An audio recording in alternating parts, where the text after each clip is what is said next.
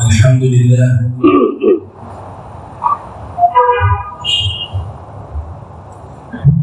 Alhamdulillahirabbil alamin, nasta'inu wa nastaghfiruh wa na'udzu billahi min shururi anfusina wa min sayyiati a'malina. Man yahdihillahu fala mudilla lahu wa man yudlil fala hadiya lahu. Asyhadu an la ilaha illallah wahdahu la syarika lahu wa asyhadu anna sayyidana Muhammadan abduhu wa rasuluh. Allahumma salli wa sallim wa karrim wa zid ala sayyidina wa habibina wa qudwatina wa qurrati a'yunina maulana Muhammad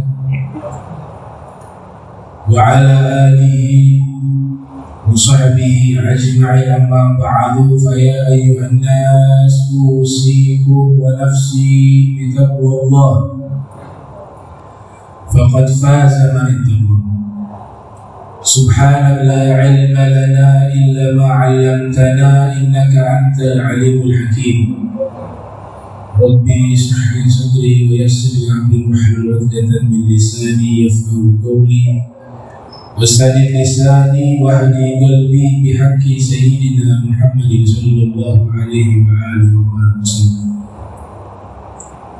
Alhamdulillah, puji syukur kehadirat Allah, salawat salam senantiasa tercurahkan kepada junjungan mulia Nabi tercinta Sayyiduna wa Habibuna wa Maulana Muhammad sallallahu alaihi wa alihi wa sallam, beserta segenap keluarga beliau, sahabat beliau, dan umatnya yang senantiasa melaksanakan ajaran beliau hingga akhir masa. Ikhwanul muslimin rahimakumullah,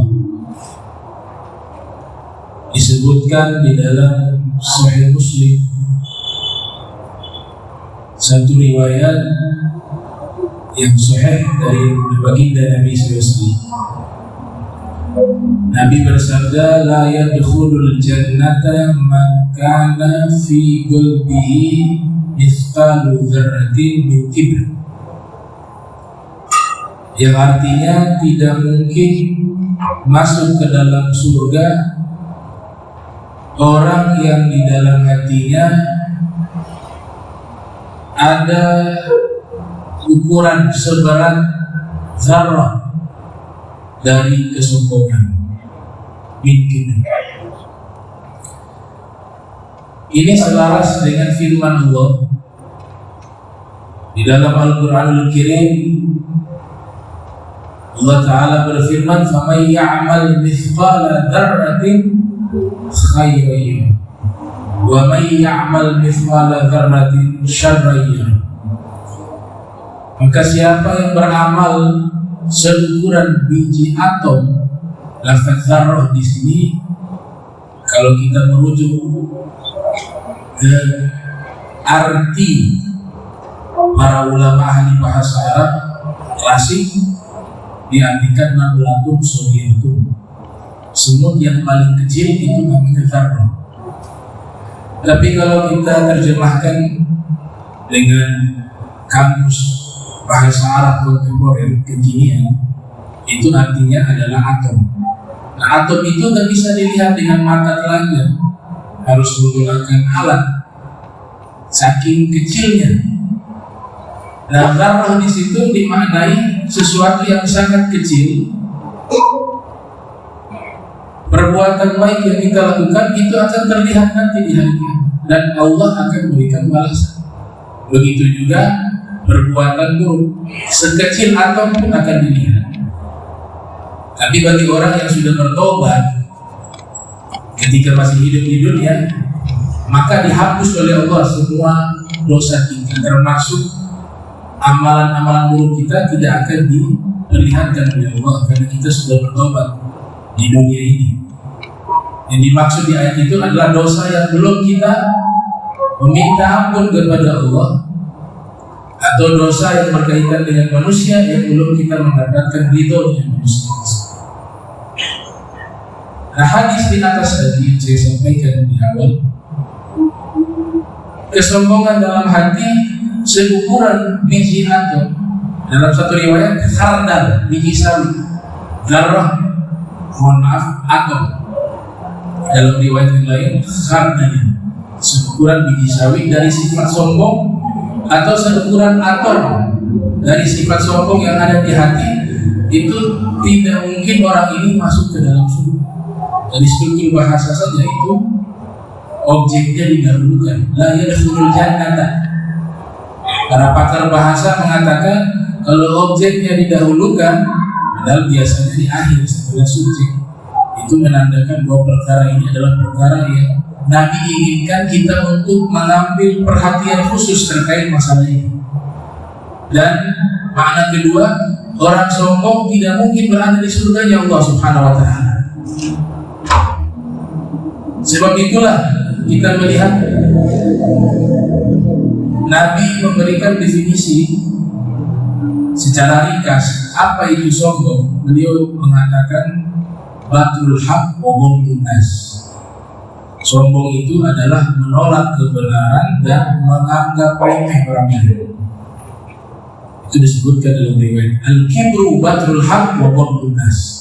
Kesombongan itu menolak kebenaran dan menganggap remeh orang lain. Makhluk-makhluk yang celaka yang Allah kabarkan di dalam Al-Quran, sebabnya satu, penyakit awalnya kesombongan. Coba kita lihat bagaimana Allah informasikan iblis, yang membuat iblis itu menjadi makhluk yang celaka karena sebab kesombongan. Yisbulna lil malaikati isjudu li Adam fasajadu illa iblis aba wastakbara wa kana minal kafirin. Kenapa iblis tidak mau melaksanakan perintah Allah ketika Allah perintahkan untuk sujud penghormatan kepada Nabi Adam? Maka Allah sendiri yang menjelaskan aba wastakbara. Dia tidak mau karena sebabnya sakit, kesombongan. Orang-orang kafir yang banyak masuk ke dalam neraka juga disebutkan sebabnya adalah kesombongan. Udkhulu abwaaba jahannam, masuklah kalian ke pintu-pintu neraka jahannam. Khalidina fiha, tinggal di dalamnya abadi selama-lamanya. Fabihha, seburuk-buruknya mahwal mutakabbirin, tempat tinggalnya orang-orang yang sombong. Neraka tempat tinggalnya orang-orang yang sombong, al-mutakabbir. Begitu juga orang-orang munafik yang menampakkan keislaman secara fisik tapi menyimpan kekufuran dalam hati kepada Nabi SAW di zaman tersebut.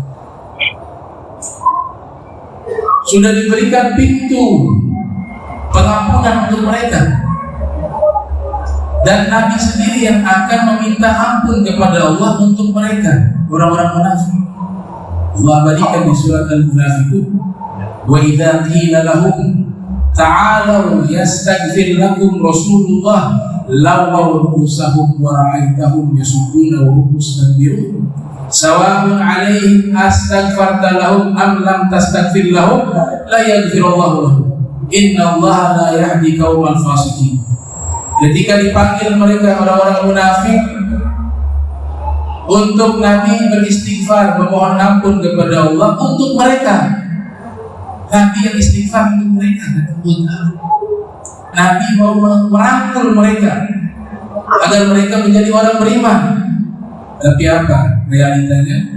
Lawawus, mereka berpaling. Kenapa mereka berpaling dari ajakan Nabi? Wahum mustakbirun, karena mereka orang yang sombong. Ini penyakit yang sangat berbahaya. Penyakit ini menggugurkan semua amal baik kita. Amal baik kita menjadi rusak sebab penyakit al-kibir. Dan nanti dari penyakit sombong inilah muncul penyakit-penyakit lainnya, seperti iri hati, dengki. Itu semua sumber awalnya dari kibir. Dan sumber awalnya lagi adalah hubbud dunia, hedonisme. menganggap bahwa kehidupan sesungguhnya itu hanya terbatas di dunia saja. Kesenangan yang diraih hanya menjadi kesenangan yang ia ambil, yang ia tuntut, yang ia tuju, hanya kesenangan dunia. Dia lupakan akhirat. Itu sumber apa? Hubbud dunya wa hubbu li khati'ah. Cinta dunia sumber dari segala kesalahan. Al-Imam Hujjatul Islam Abu Hamid Al-Ghazali, beliau menjelaskan faktor-faktor penyebab seseorang menjadi sombong. Beliau sebutkan yang paling besar membuat orang menjadi sombong, kata Hujjatul Islam Al-Imam Al-Ghazali, al-ilm. Yang pertama ilmu. Ilmu ini, kalau orang yang hatinya tidak bisa menerima ilmu itu, sedangkan hatinya masih ada kotor di awalnya, maka ilmu itu membuat dia menjadi sombong. Bukan berarti kita memusuhi ilmunya, tidak. Ilmu itu suatu perintah. Tapi orang yang menerima ilmu itu harus benar-benar mempersiapkan hatinya sebelum dia belajar. Jangan sampai ilmu itu membuat dia menjadi sombong. Dan ini faktor yang paling kuat membuat orang menjadi sombong. Itu pendapat dari Imam Al-Ghazali. Kepada guru mengatakan al-adab qabla al-ilm. Adab sebelum ilmu. Pendiri Al-Khairat Al-Habib Idrus bin Salim Al-Jufri, guru tua, bahkan membuat sebuah syair. Beliau mengatakan bil ilmi wal akhlaqi idrakul muna, fa in rumta ilma fala takun mutakabbira. Dengan ilmu dan akhlak engkau akan menggapai apa yang engkau cita-citakan. Maka jika engkau telah mendapatkan ilmu, janganlah kau menjadi orang yang sombong. Begitu juga dalam syair dikatakan al-ilmu harbun lil fata'i muta'ali kasayli harbun lil makanil 'ali. Ilmu menjadi musuh bagi orang yang sombong, sebagaimana banjir menjadi musuh bagi dataran yang tinggi. Kesombongan kedua, penyebab kesombongan kedua adalah ibadah. Ibadah ini juga, kalau orang hatinya dia tidak bisa menata hatinya dengan baik, maka ketika dia melihat orang-orang yang tidak taat, orang-orang yang tidak beribadah, bisikan syaitan akan masuk mengatakan, kamu luar biasa, lihat itu mereka tidak ibadah, kamu ahli ibadah. Akhirnya masuk kepada bab i'jabul mar'i bi nafsi, bangganya seseorang terhadap dirinya. Fala tuzakku anfusakum huwa a'lamu biman ittaqa. Masuk kepada bab merasa dirinya lebih baik. Masuk ke dalam bab merasa dirinya lebih suci. Maka Allah Ta'ala menegur, janganlah kau menganggap diri kalian, janganlah kalian menganggap diri kalian suci. Sesungguhnya Allah lebih tahu siapa yang bertakwa di antara kalian. Nah, ini harus ditata hati. Kita diperintahkan ibadah bukan hanya secara fisik, tapi juga ibadah qalbi.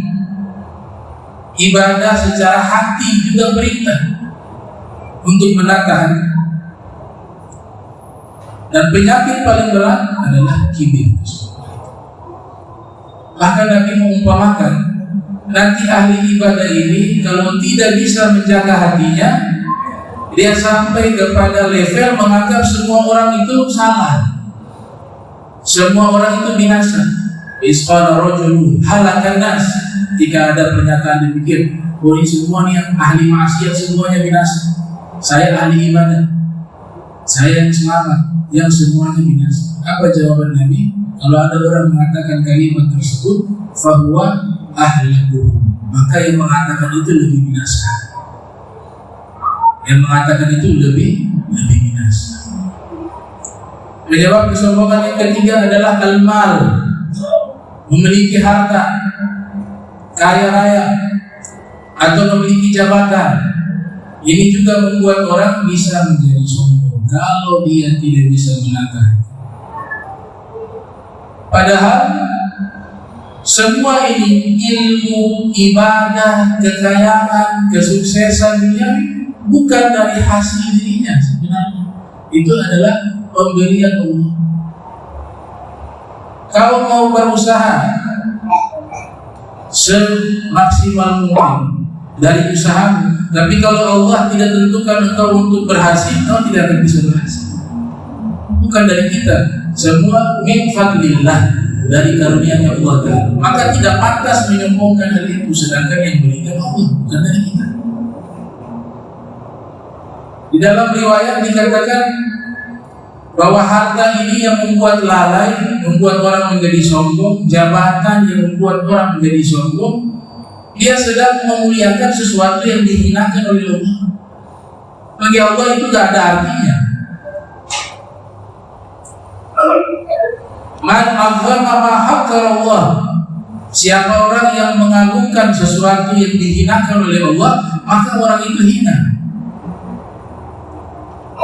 Dalam riwayat, man tawadha'a li ghaniyin shalihin bi ghinahu faqad dhahaba thulutsa dini.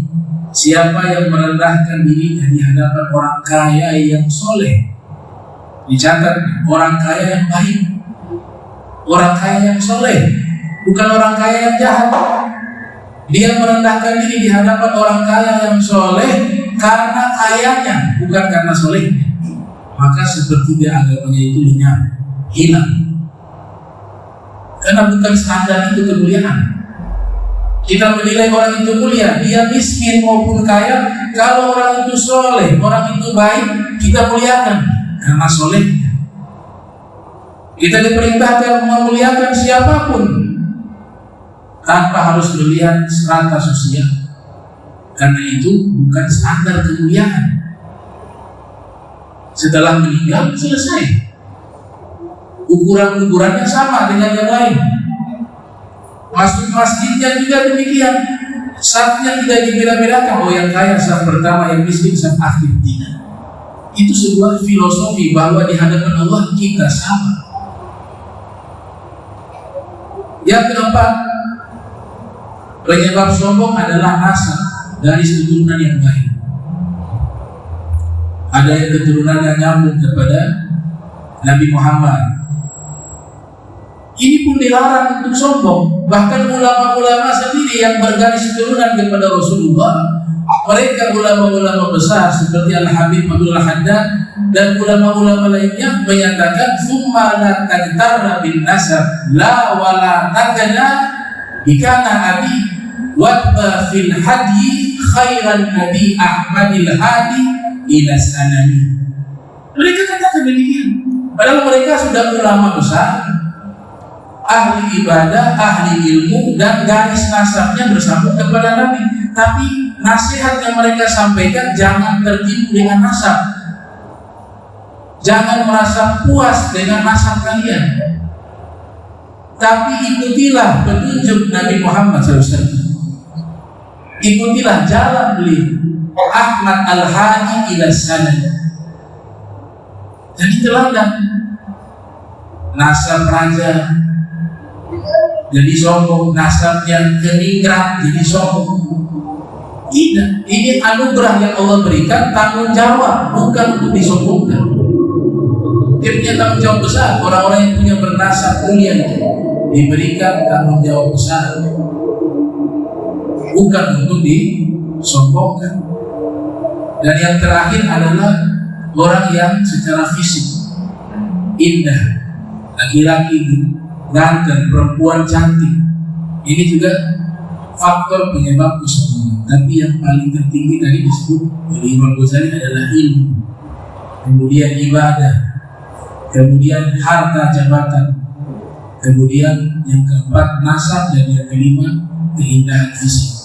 Mudah-mudahan Allah Ta'ala bersihkan hati kita dari penyakit-penyakit tersebut, sehingga kita bisa selamat ketika meninggal dunia. Orang yang paling besar potensi dia selamat ketika meninggal dunia, husnul khatimah, adalah orang yang hatinya paling bersih.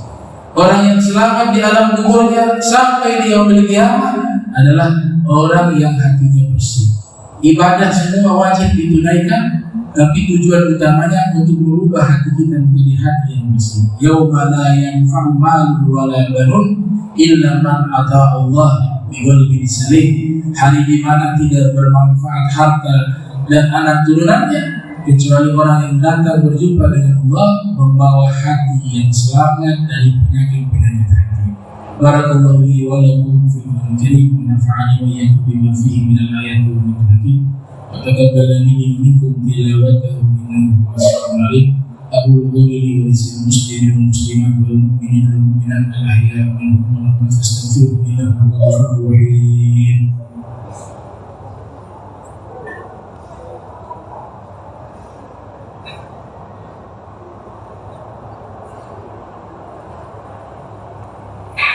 الحمد لله رب العالمين. اللهم صل وسلم على سيدنا محمد وعلى اله وصحبه اجمعين. اما بعد فيا ايها الناس اتقوا الله وحاذروا الجمعه والجماعات.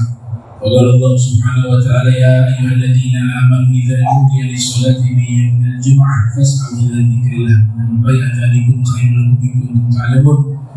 فاذا قضيت الصلاه فانتشروا في الارض وابتغوا من فضل الله واذكروا الله كثيرا لعلكم تفلحون. واعلموا ان الله تعالى صلى على نبيه كتيبا فقال الله سبحانه وتعالى ان الله وملائكته يصلون على النبي يا ايها الذين امنوا صلوا عليه وسلموا تسليما. اللهم صل وسلم على سيدنا محمد في الاولين وصل وسلم على سيدنا محمد في الاخرين وصل وسلم على سيدنا محمد في كل وقت وحين وصل وسلم على سيد الانبياء والمرسلين وعلى الملائكه المقربين وعلى عباد الله الصالحين من اهل السماوات والارضين. ورضي الله تبارك وتعالى عن سادتنا ذوي القدر سيدنا ابي بكر وعمر وعثمان وعلي وسائر اصحاب رسول الله اجمعين والتابعين لهم بإحسان إلى يوم الدين. وانصرنا وارحمنا معهم برحمتك يا أرحم الراحمين. يا الله يا حي يا قيوم لا إله إلا أنت يا الله يا واسع المغفرة يا أرحم الراحمين.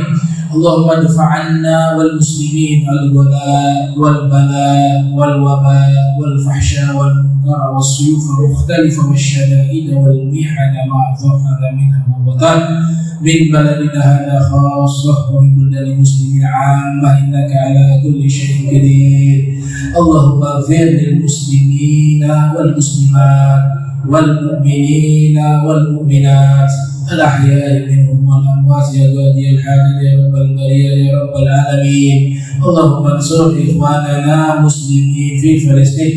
اللهم انصر إخواننا مسلمين في الشام. اللهم انصر إخواننا مسلمين في اليمن. اللهم انصر إخواننا مسلمين في أفريقيا. اللهم انصر إخواننا مسلمين في الهند. اللهم انصر إخواننا المسلمين في باكستان. اللهم انصر إخواننا المسلمين في بورما. اللهم انصر إخواننا المسلمين في الصين. اللهم انصر إخواننا المسلمين في فيلبين. اللهم انصر إخواننا المسلمين من مشارق الأرض ومغاربها بحرها وبرها. اللهم اغفر للمسلمين والمسلمات والمؤمنين والمؤمنات الأحياء منهم والأموات إنك مجيب دعوات يا قاضي الحاجة وغفر الذنوب والخطيئة. ربنا آتنا في الدنيا حسنة وفي الآخرة حسنة وقنا عذاب النار وادخلنا جنة مع الأبرار يا عزيز يا غفار يا رب العالمين. وصلى الله على سيدنا محمد وعلى آله وصحبه وسلم والحمد لله رب العالمين. عباد الله إن الله يأمر بالعدل والإحسان وإيتاء ذي القربى وينهى عن الفحشاء والمنكر والبغي يعظكم لعلكم تذكرون فاذكروا الله يذكركم والشكر على نعمه واسأله من فضله وفضل الله ومكين الصلاة.